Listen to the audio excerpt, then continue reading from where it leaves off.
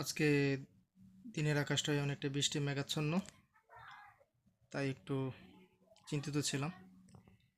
এদিকে আমার হাঁসের বাচ্চাগুলো খাবারের জন্য বের করলাম, এবং বৃষ্টি হলে কি হবে, তাদেরকে তো খাবার দিতেই হবে, পাশাপাশি একটু ঘোরার জন্য দিলাম। এদিকে আবার একটা নৌকা যাচ্ছিল, আমাদের বাড়ির পাশে নদী ছিল, তো গেলাম এদিকে গিয়ে একটু পানির মধ্যে